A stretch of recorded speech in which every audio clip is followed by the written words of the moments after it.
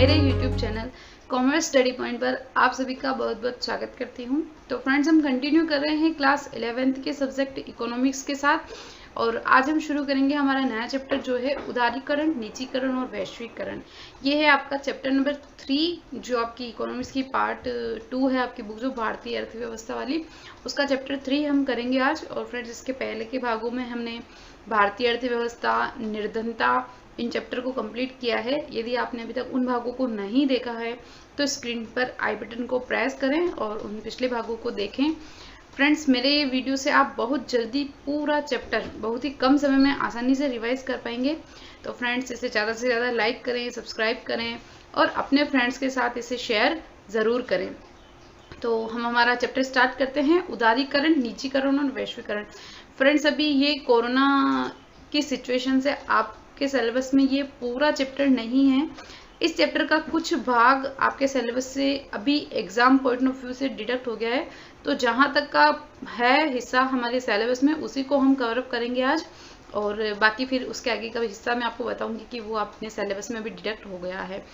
तो वो छोटा सा टॉपिक है और बहुत ही अच्छा आप स्कोर पर कर पाएंगे। आई थिंक 8 नंबर का चैप्टर है ये तो इजीली बहुत ही जल्दी से आप हो जाएगा इसका। तो स्टार्ट करते हैं। उदारीकरण, निजीकरण और वैश्वीकरण की यहाँ पे बात कर रहे हैं। सबसे पहले इसका इंट्रोडक्शन बता रहे हैं कि क्या हुआ था। 1991 में विदेशी ऋण संकट आया था। भारतीय अर्थव्यवस्था में क्या हो गया था, घाटा हो गया था। हमारे व्यय से क्या हो, व्यय अधिक हो गए थे आय की तुलना में। तो जब व्यय अधिक हो गए थे और आय क्या थी, हमारी कम थी। जब हमारी आय कम थी और हमारे व्यय अधिक हो गए थे,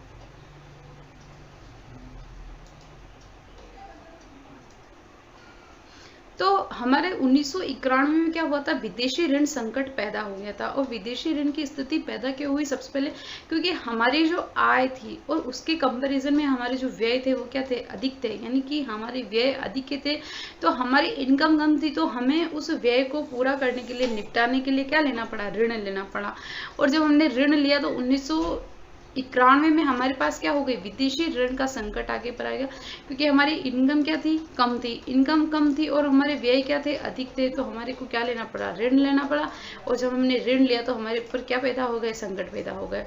फिर उसके बाद है कि विदेशी मुद्रा रिजर्व का अभाव। हमारे पास इतनी कैपिटल नहीं थी, ना ही फॉरेन करेंसी थी, कोई भी रिजर्व हमारे पास था ही नहीं। तो हमें क्या करना पड़ा, ऋण संकट का सामना करना पड़ा। तो इसके समाधान हेतु नई नीतियों का निर्माण किया गया। भाई अब कैसे न कैसे तो हर स्थिति से उबरना चाहिए, उसका प्रयास करना है।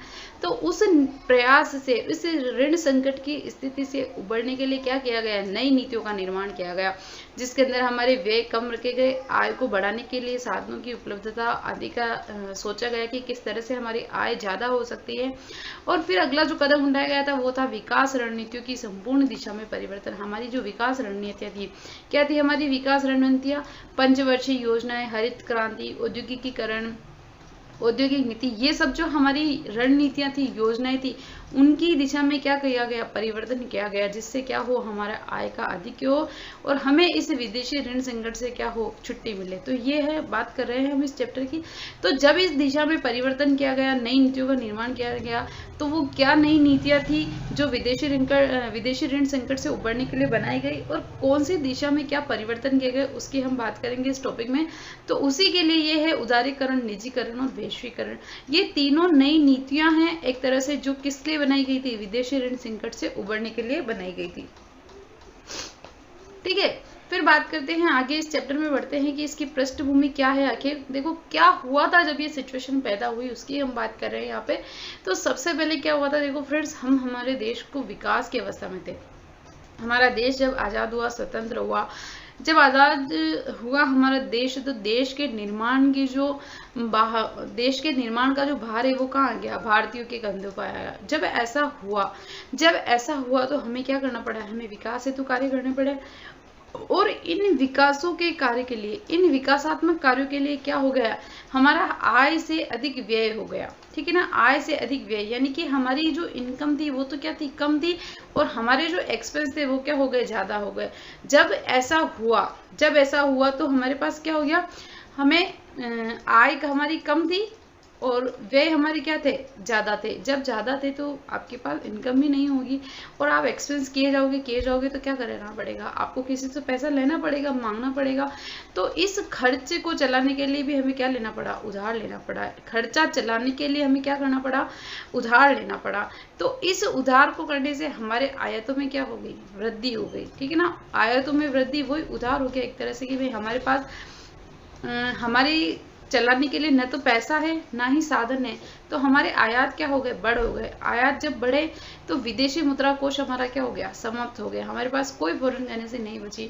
तो फिर हम गए किसके पास, विदेशी बैंक एवं अंतर्राष्ट्रीय मुद्रा कोष के पास गए कि आप हमारी सहायता कीजिए। हमारे पास ना ही कोष है ना ही पैसा है और हमारे एक्सपेंस हमारे क्या हो रहे हैं, ज़्यादा हो रहे हैं, जबकि हमारी इनकम क्या है, कम है और हम बहुत ही गंभीर स्थिति में फंस चुके हैं। तो आप हमारी क्या कीजिए, सहायता कीजिए।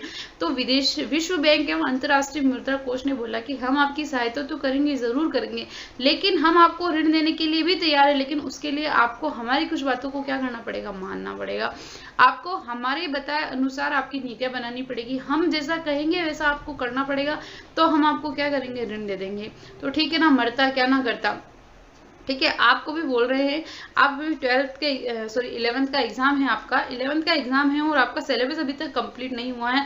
और कोई बोला देख मैं तेरा सिलेबस तो करवा दूंगा, लेकिन तेरे को 4 घंटे बैठ के पढ़ना पड़ेगा रोजाना इस सब्जेक्ट को। तो आप बोले कि हाँ हाँ हाँ मैं करूंगा, मैं 4 की जगह 5 भी घंटे क्यों ना बैठूंगा। तो अपने तो ऐसी स्थिति में हम फंस गए थे ना कि उसने बोला कि नहीं आपको ये करना पड़ेगा। तो हमने बोला कि ठीक है हम ये करने के लिए क्या है, तैयार है, हम ये करेंगे और जरूर करेंगे। तो जब विश्व बैंक के पास हम क्या करने के लिए गए, सहायता लेने के लिए गए कि आप हमारी सहायता कीजिए। हमारे पास विकासात्मक कार्य में हमारे व्यय क्या हो गए, अधिक हो गए, हमारी आय कम है और हमारे आयतों में वृद्धि हो गई, हमारा विदेशी मुद्रा कोष क्या हो गया है, समाप्त हो गया है। तो आप हमारी किसी तरह से क्या कीजिए, सहायता कीजिए। तो विश्व बैंक अंतर्राष्ट्रीय मुद्रा कोष ने बोला कि हम आपकी सहायता करेंगे, लेकिन क्या है, हमारी कुछ शर्तें। उन्होंने जब सहायता करने के लिए हाँ करी तो उन्होंने बोला कि हम आपको ऋण दे देंगे, हम आपकी सहायता करेंगे, लेकिन कुछ शर्तें क्या करनी होगी, आपको हमारी माननी होगी। तो भारत ने बोला कि अच्छा ठीक है, हम आपकी बात को मानते हैं। तो जब भारत ने उनकी बात मानी तो विश्व बैंक और अंतर्राष्ट्रीय मुद्रा कोष ने हमें क्या कर दिया, ऋण प्रदान कर दिया। इस ऋण प्रदान करने के बाद उनकी शर्तों के अधीन, किसकी शर्तों के अधीन, अंतर्राष्ट्रीय मुद्रा कोष और विश्व बैंक जो था, इनकी शर्तों के अधीन नई आर्थिक नीति का निर्माण किया गया। क्या किया गया, नई आर्थिक नीति का निर्माण किया गया। किसकी शर्तों के अधीन, नई आर्थिक नीति का निर्माण किया गया, अंतर्राष्ट्रीय मुद्रा कोष की शर्तों के साथ किया गया। और उन जो नई नीति बनाई गई, नई आर्थिक नीति जो बनाई गई, उस नीति में सम्मिलित था हमारा उदारीकरण, निजीकरण और वैश्वीकरण। ये तीनों उपाय जो थे नई इन शर्तों के अधीन हमें बनाए गए और इन उपायों को क्या किया गया, लागू किया गया। तो हम इस स्थिति से क्या हुए, उभरे, आगे बढ़े। तो क्या थे ये उपाय और किस तरह से, अब आगे हम इसकी डिटेल में बात करते हैं, इनका डिटेल डिस्कशन करते हैं कि क्या ये उपाय थे और किस तरह से इनको किया गया। तो फ्रेंड्स, उस खर्चों से उभरने के लिए, उस ऋण की अवस्था से हटने के लिए हमने कुछ उपाय करे। और वो जो उपाय थे हमारे, वो उपाय थे, कुछ थे स्थायित्वकारी उपाय और कुछ थे संरचनात्मक सुधार के उपाय। ठीक है, बात हम यहाँ पे कर रहे हैं स्थायित्वकारी उपाय की, पहले बात कर रहे हैं। ठीक है, सबसे पहली बात इसकी हम कर रहे हैं। तो सबसे पहला जो इसका पॉइंट है वह है अल्पकालीन, यानी कि अल्पकाल में स्थिति सुधारने के लिए इस प्रकार के उपायों का क्या किया गया, इस तरह के उपाय को लागू किया गया, जिससे अल्पकाल में एक तरह से क्या हो, हमें थोड़ी सहायता मिले, हम थोड़े उस चीज के लिए हैबिचुअल हो जाए, सही हो जाए। क्योंकि हम बहुत बुरी स्थिति से जब गुजर रहे थे तो हमारी सहायता हुई। तो हमने सबसे पहले स्थायित्वकारी उपाय को अपनाया और अल्पकाल में हमारे को क्या हुई, सहायता प्राप्त हुई। और इसका जो उद्देश्य था स्थायित्वकारी, इस स्थायित्वकारी उपाय का जो उद्देश्य था वो क्या था, भुगतान संतुलन की त्रुटि को दूर करना। भुगतान संतुलन क्या, यानी कि हमारे जो व्यय अधिक थे किसके कंपेरिजन में, आय के कंपेरिजन में। तो हमारा भुगतान संतुलन क्या है, व्यय ज्यादा है आय कम है, उसको दूर करना। कि यानी कि आपकी आय ज्यादा ना हो लेकिन एटलीस्ट आपकी आय और व्यय क्या हो, बराबर हो। तो आपका क्या हो जाएगा, भुगतान संतुलन, और आप घाटे की स्थिति से क्या हो जाओगे, उबर जाओगे। तो आपके ऋण और ये आर्थिक स्थिति क्या होगी, सुधरेगी। तो सबसे पहला इसका उद्देश्य क्या था, भुगतान संतुलन की त्रुटि को दूर करना, यानी कि हमारे व्ययों में क्या करना, कमी लाना, और हमारी आय को क्या करना, ज्यादा करना। तो इस चीज को दूर करने के लिए हमने जो सबसे पहले करा, क्या करा, मुद्रास्फीति पर नियंत्रण, यानी इस भुगतान संतुलन की त्रुटि को दूर करने के लिए हमने सबसे पहले क्या, मुद्रास्फीति पर नियंत्रण बनाएगा, जिससे क्या हो, मुद्रा संतुलन की त्रुटि हमारी दूर हो जाए। फिर उसके बाद बताया गया कि पर्याप्त विदेशी मुद्रा भंडार बनाए रखना, यानी कि आपको कोई ना कोई रिजर्व क्या करना है, मेंटेन करके चलना है। आपके पास कोई भी स्थिति हो जाए लेकिन फिर भी आपको उस रिजर्व को क्या करना है, खत्म नहीं करना है। आपको एक पर्टिकुलर अमाउंट या पर्टिकुलर रेशो से क्या करना है, रिजर्व को मेंटेन करके चलना है, और पर्याप्त मात्रा में क्या करना है, विदेशी मुद्रा का भंडार बना के रखना है। तभी आप क्या कर पाओगे, इस स्थिति से उबर पाओगे। और ये जो था हमारा क्या था, स्थायित्वकारी उपाय। ठीक है, हमने हमारी इस स्थिति को करने के लिए दो तरह के उपाय अपनाए थे। पहला था हमारा स्थायित्वकारी उपाय और दूसरा था हमारा संरचनात्मक सुधार। तो जो स्थायित्वकारी उपाय थे वो अल्पकाल के लिए थे और इसका मुख्य उद्देश्य था भुगतान संतुलन की त्रुटि को दूर करना। ठीक है, भुगतान संतुलन यानी कि हमारे व्यय जो आय से अधिक के थे उनको क्या करना, कम करना, कम से कम आय के बराबर लाना। फिर मुद्रास्फीति पर कंट्रोल करना और पर्याप्त मात्रा में क्या करना, विदेशी मुद्रा भंडार का कोष बनाए रखना, ताकि हमारे विदेशी मुद्रा कोष कभी भी क्या हो, खाली नहीं हो। तो ये थे हमारे स्थायित्वकारी उपाय जो क्या थे, अल्पकाल के लिए थे। अब बात करते हैं संरचनात्मक सुधार के उपाय के लिए। ये जो संरचनात्मक सुधार उपाय अपनाए गए इस स्थिति से उबरने के लिए, ये क्या थे, दीर्घकाल के लिए थे। क्या थे, दीर्घकाल के लिए, कि दीर्घकाल में ज्यादा से ज्यादा लंबे समय के लिए आप किस तरह से इस अर्थव्यवस्था से निपटोगे और क्या आपके सामने स्थिति पैदा होगी। तो दीर्घकाल के लिए क्या किए गए, ये उपाय अपनाए गए। इसका जो मुख्य उद्देश्य था वो क्या था, अर्थव्यवस्था की कुशलता को सुधारना, यानी कि हमारी जो अर्थव्यवस्था है वो किस तरह से कार्य कर रही है, वह कुशल तरीके से कार्य करे। तो उस स्थिति को क्या करना, सुधारना, यानी कि हमारी उत्पादकता में वृद्धि करना, हमारी आय में क्या करना, वृद्धि करना। जब हमारी आय में वृद्धि करेंगे हम तो क्या होगा, हम हमारे व्ययों को ज्यादा से ज्यादा कवर अप कर पाएंगे और उस तरह से क्या होगा, हम हमारी इस स्थिति को खत्म करेंगे। तो क्या था इसका उद्देश्य, कि अर्थव्यवस्था की कुशलता को सुधारना। फिर उसके बाद इसके कुछ और उद्देश्य रखे गए थे, उनमें कुछ ये है, उसमें है अगला विभिन्न क्षेत्रों की अन्वयताओं को दूर करना, यानी कि अलग अलग क्षेत्र में आपको जो दिक्कत है उनको क्या करना, दूर करना। और फिर इसके लिए जो नई नीति बनाई गई, इसके लिए अंतर्राष्ट्रीय स्पर्धा क्षमता को संवर्धित करना, यानी कि आप अपने पहले उत्पादन में वृद्धि करो, ज्यादा से ज्यादा निर्यात करो और क्या करो, अंतर्राष्ट्रीय स्पर्धा क्षमता को संवर्धित, यानी इसको बढ़ाओ, संवर्धित करो, अपने उत्पादन में वृद्धि करो, अपनी अंतर्राष्ट्रीय स्पर्धा क्षमता को क्या करना, बढ़ाना। और इस अंतर्राष्ट्रीय स्पर्धा क्षमता को बढ़ाने के लिए क्या करने के लिए, इस अंतर्राष्ट्रीय स्पर्धा क्षमता को बढ़ाने के लिए, संवर्धित करने के लिए हमने जो उपाय अपनाए वे थे आपका उदारीकरण, निजीकरण और वैश्वीकरण, जो कि हमारा चैप्टर है। अब हम हमारा मेन टॉपिक, हमारे चैप्टर तक अब पहुंचे हैं हम। ये तो क्या था, हमारी पृष्ठभूमि, हमारा परिचय। और अब ये इस क्या है, ये हम किसकी बात कर रहे हैं, उदारीकरण, निजीकरण और वैश्वीकरण, ये बात कर रहे हैं। लेकिन ये तीनों है क्या, ये है अंतर्राष्ट्रीय स्पर्धा को संवर्धित करने के लिए जो उपाय अपनाए गए दीर्घकालीन, हमारे जो संरचनात्मक उपाय थे वो थे आपका पहला उदारीकरण, दूसरा निजीकरण और तीसरा था आपका वैश्वीकरण। फ्रेंड्स, अभी कोरोना की सिचुएशन की वजह से आपके इस चैप्टर का कुछ हिस्सा डिडक्ट हो गया है, तो हमें एग्जाम पॉइंट ऑफ व्यू से अभी सिर्फ पढ़ना है उदारीकरण और पढ़ना है एक निजीकरण। वैश्वीकरण अभी हमारे सिलेबस क्या कर दिया गया है, डिटेक्ट कर दिया गया है। वैसे वैश्वीकरण का अर्थ होता है विश्व को एक बाजार के रूप में क्या करना, उपस्थित करना, यानी कि आप पूरे विश्व को क्या समझो, एक मार्केट समझो। आप अपने गली मोहल्ले, गांव, जिला, शहर, देश के अलावा अब पूरे विश्व को क्या समझो, एक मार्केट समझो। और जब हम इस तरह से एक मार्केट के साथ अपन प्रेजेंट होते हैं पूरे विश्व में अलग अलग देशों के साथ, तो ये प्रक्रिया क्या होती है, आपकी वैश्वीकरण होती है। लेकिन ये अभी है नहीं, तो हम डिटेल डिस्कशन करेंगे कि इसका उदारीकरण और निजीकरण की हम बात करेंगे। तो जो पहला पॉइंट है हमारा वह है उदारीकरण। तो फ्रेंड्स, अब हम बात कर रहे हैं किसकी, उदारीकरण की। उदारीकरण की हम यहाँ पे बात कर रहे हैं कि जब हमारे को अंतर्राष्ट्रीय मुद्रा कोष के अंतर्गत विदेशी बैंक ने जब हमें ऋण दिया और उन्होंने जो शर्तें दी, बोला आप अपनी नई आर्थिक नीतियां बनाओ और इस नई आर्थिक नीति में हमारे को सबसे बोला कि आप उदारीकरण करो। तो उस उदारीकरण के तहत हमने क्या क्या किया गया, तो सबसे जो पहला था वो था औद्योगिक क्षेत्र का विनिमयकरण। हमारे जो औद्योगिक क्षेत्र से जो औद्योगिक नीति थी उनका क्या किया गया, विनिमयकरण किया गया। फिर उसके बाद दूसरा जो था आपका वह था वित्तीय क्षेत्र सुधारक, यानी कि औद्योगिक नीति के फलस्वरूप उद्योग के क्षेत्र में क्या किए गए, वित्तीय क्षेत्र के सुधार किए गए।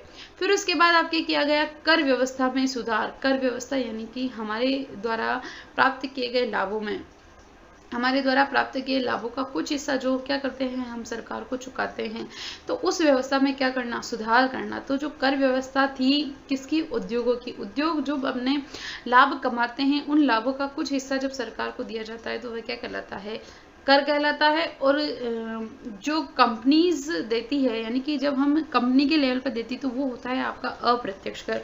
और अभी अपना अप्रत्यक्ष कौन सा है, GST, goods and service tax के नाम से होता है, जिसका कुछ हिस्सा किसके द्वारा कलेक्ट किया जाता है, सीजीएसटी, यानी कि central goods and service tax, centre के द्वारा लिया जाता है।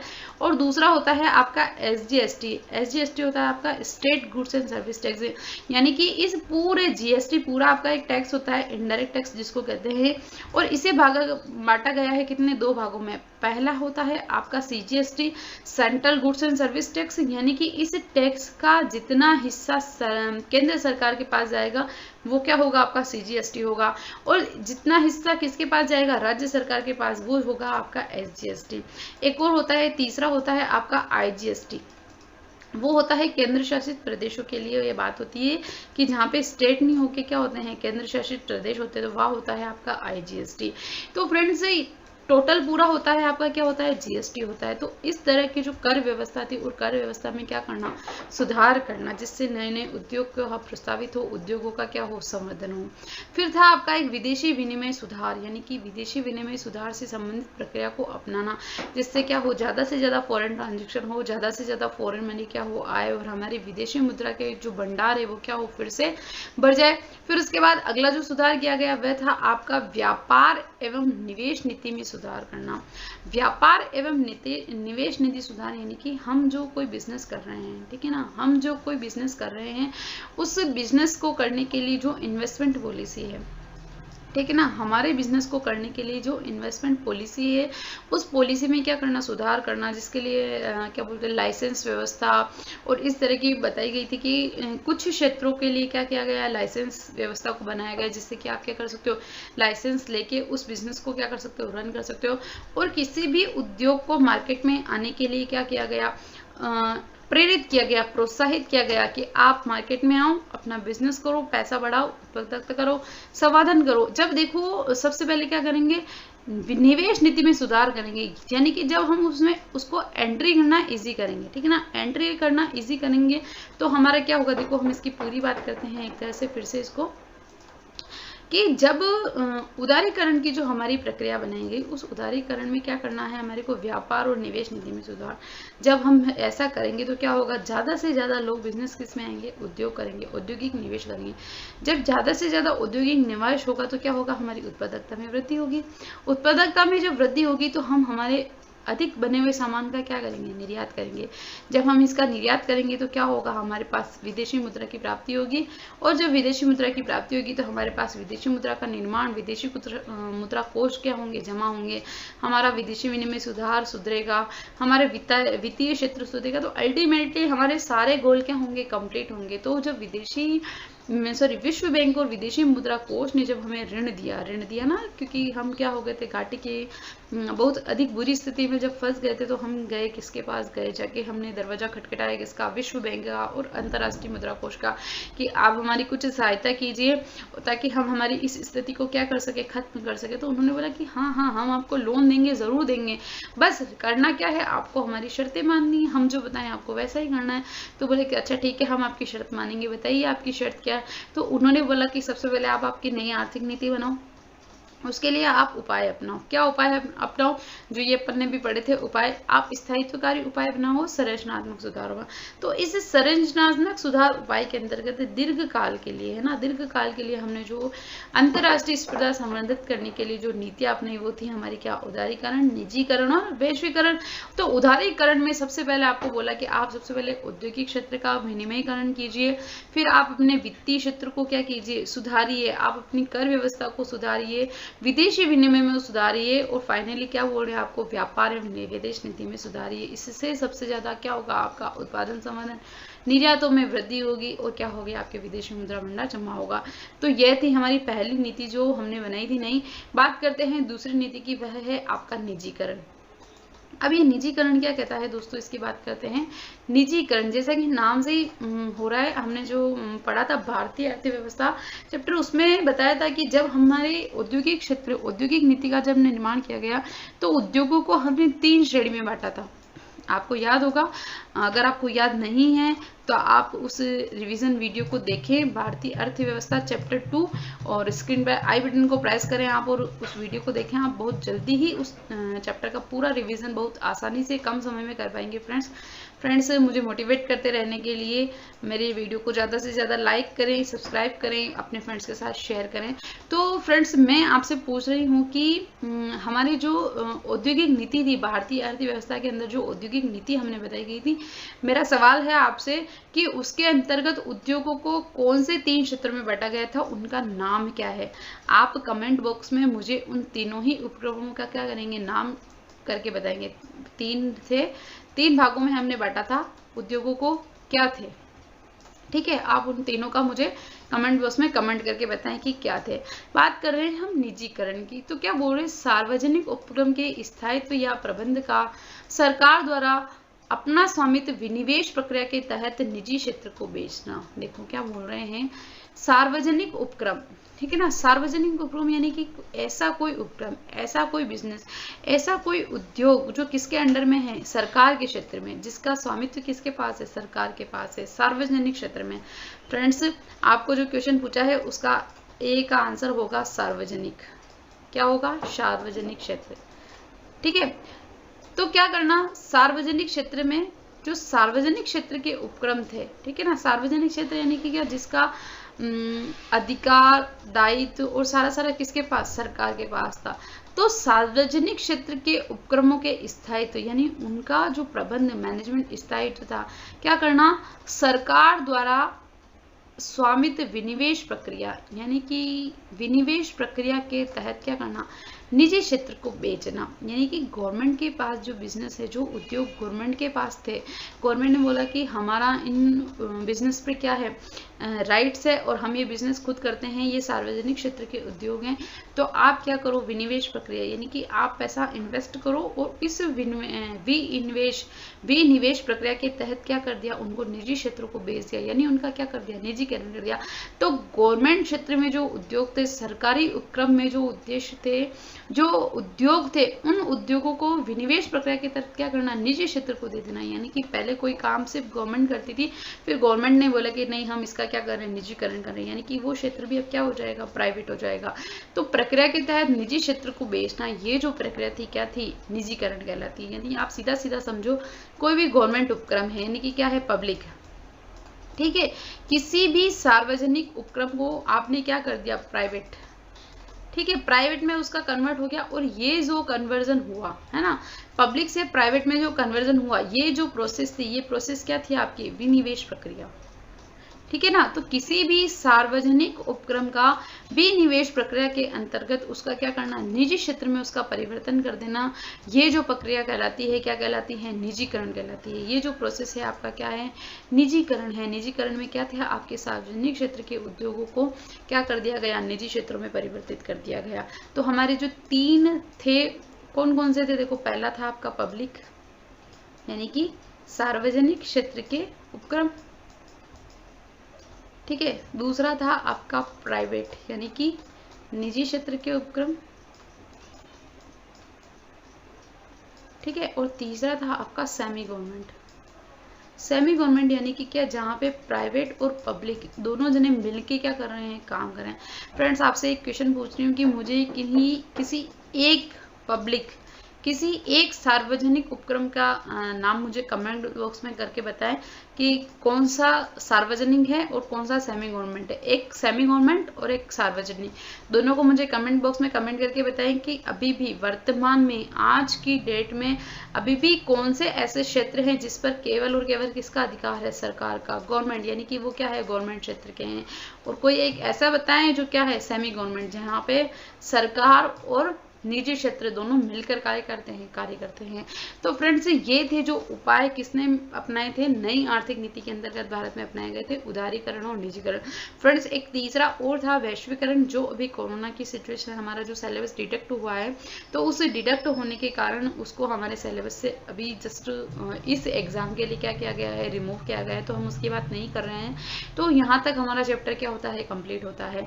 तो फ्रेंड्स आपको मेरे ये वीडियो कैसा लगा, यदि आप मेरे इस वीडियो को पसंद करते हैं तो प्लीज़ इसे लाइक करें, सब्सक्राइब करें और अपने फ्रेंड्स के साथ शेयर ज़रूर करें। मिलते हैं आने वाले भागों में, तब तक के लिए bye bye friends, thank you.